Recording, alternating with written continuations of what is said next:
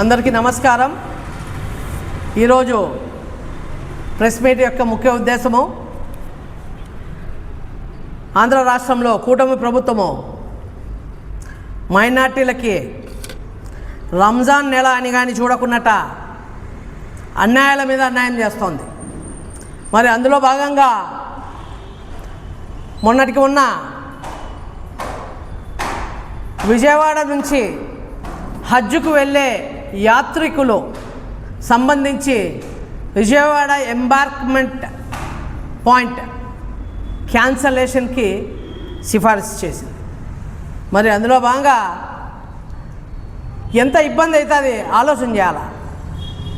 2019లో వైఎస్ఆర్సీపీ జగన్మోహన్ రెడ్డి గారి ఆధ్వర్యంలో ప్రభుత్వం ఏర్పడిన తర్వాత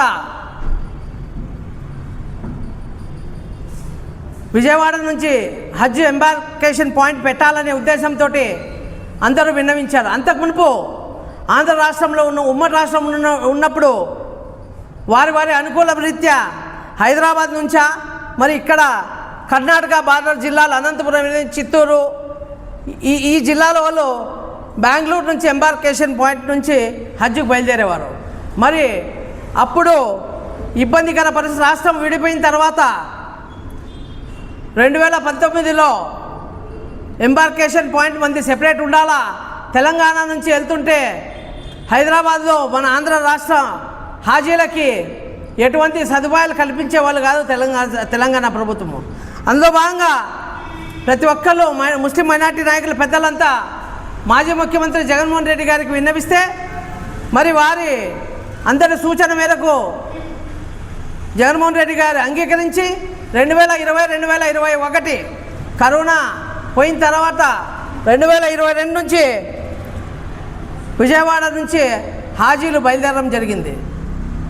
మరి ఇక్కడ విజయవాడ నుంచి బయలుదేరేటప్పుడు ఎక్కువ మోతాదులో ఫీజులు అంటే ఎయిర్ ఫేర్స్ అనేది ఎక్కువ కాస్ట్ అవుతుందని చెప్పి సెంట్రల్ ఏవియేషన్ మినిస్ట్రీ వాళ్ళు ఒక్కొక్క హాజీలకి 84,000 చొప్పున అదనంగా భారం వేస్తే అప్పటి ముఖ్యమంత్రి జగన్మోహన్ రెడ్డి గారు మా నాయకులు వాళ్ళు హజ్జుకు పోక మునిపే వారి ఖాతాలో 84,000 జమ చేయడం జరిగింది. అది జగన్మోహన్ రెడ్డి గారి చిత్తశుద్ధి ముస్లిం మైనార్టీల పైన. మరి ఈరోజు కూటమి ప్రభుత్వం ఏం చేస్తుంది? మరి ఇవాళ కొద్దిమంది తెలుగుదేశం నాయకులు అంటున్నారు ఏదో కొద్దిమందే రిజిస్టర్ చేసుకున్నారు విజయవాడ ఎంబార్కేషన్ పాయింట్ నుంచి అని చెప్పి అంటున్నారు. మరి ఇప్పుడు మీ ప్రభుత్వం వచ్చిన తర్వాత కొద్దిమందే విజయవాడ నుంచి రిజిస్టర్ చేసుకున్నారని అంటే మరి 2022, 23, 24 టైంలలో విజయవాడ నుంచి అన్ని ఫ్లైట్లు అన్ని పాయింట్లు ఏ విధంగా ఏర్పాటు చేసి ఫ్లైట్లు బయలుదేరినాయి హజ్ మక్కా యాత్రకు అని చెప్పి మేము ప్రశ్నిస్తున్నాం. మరి ప్రతి విషయంలోనూ ముస్లిం మైనార్టీలకి అన్యాయం జరుగుతుంది ఈ కూటమి ప్రభుత్వంలో. మరి అదేవిధంగా మరి మరి మరి అందులో భాగంగా కూటమి ప్రభుత్వం ఏర్పడిన తర్వాత ముస్లింలకి ఏ విధంగా చేస్తున్నారో తెలిసిన విషయమే. మరి దాని తర్వాత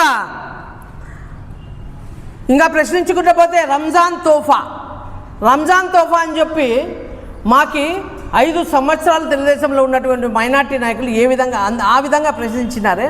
రంజాన్ అయిపోబోతుంది, రంజాన్ తోఫా ఎక్కడ పోయింది?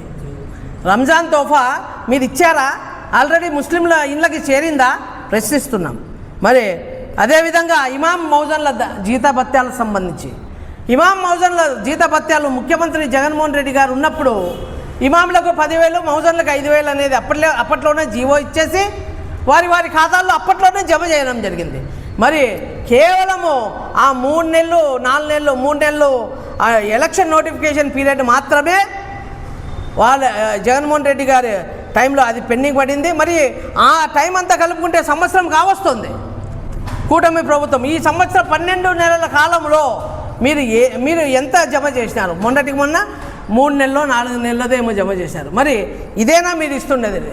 మరి దాని తర్వాత మసీదుల మెయింటెనెన్స్కి అయితే మీరు రంజాన్ నెలలో ఇస్తున్నారు, ఏదే విధంగా చేయలే. అందుకోసము ఇవి మాట్లాడుకుంటూ పోతే కూటమి ప్రభుత్వంలో ముస్లింలకు అన్యాయమే జరుగుతోంది. మరి ఎప్పుడూ లేని విధంగా ముస్లింలు మత రాజకీయాలు మొదలైనవి. నేను గత ప్రెస్ మీట్లో కానీ మాట్లాడడం జరిగింది. ఆదోని శాసనసభ్యులు పార్థసారథి గారు ముస్లిం రాయచోటిలో జరిగిన చిన్న సంఘటన బేస్ చేసుకొని ఏదో ఎలాబొరేట్ చేసి మాట్లాడినారు. మరి లాస్ట్ ప్రెస్ మీట్లో క్లియర్ కట్గా దాని గురించి చెప్పడం జరిగింది. అందుకోసము మరి ఇంకో ప్రశ్న ఏమంటే, బర్నింగ్ ఇష్యూ ఇండియాలో వక్ఫ్ బోర్డు ఆస్తులకు సంబంధించి వక్ఫ్ బోర్డు బిల్లు అనేది కేంద్ర ప్రభుత్వము ఎన్డీఏ ప్రభుత్వం ప్రవేశపెట్టబోతోంది. మరి దానికి ఎన్డీఏ ప్రభుత్వము ఒక వెంటిలేటర్ లాగా చంద్రబాబు నాయుడు గారి మరి అదేవిధంగా నితీష్ కుమార్ గారి సౌజన్యంతోనే నడుస్తుంది.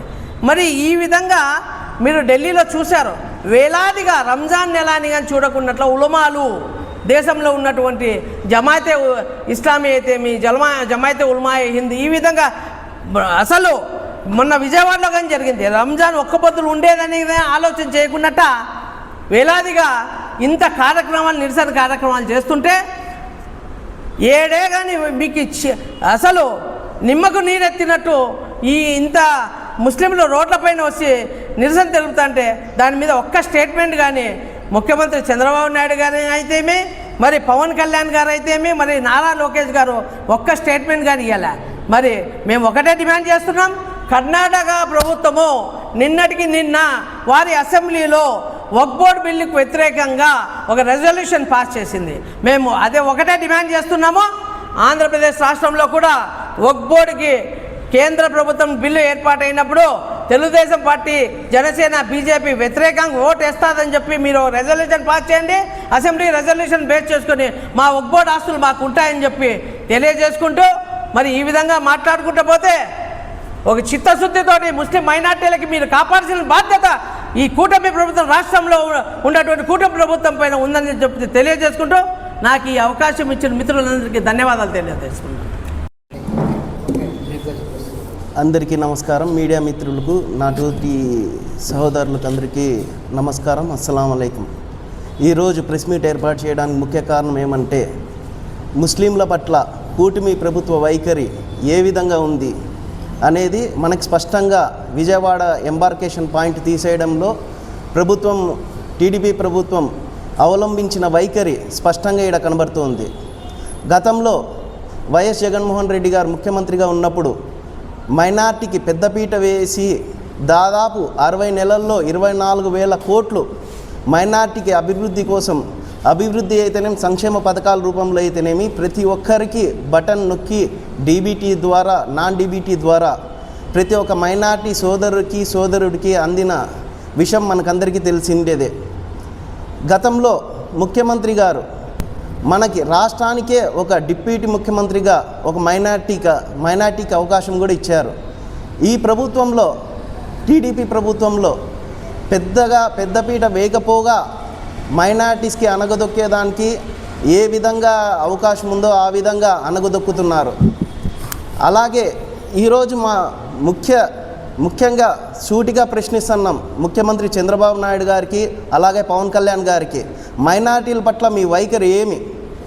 మైనార్టీలని కేవలం ఓట్ బ్యాంక్ మాదిరిగా చూస్తారా? రేపొద్దున మైనార్టీకి అండగా ఉంటారా?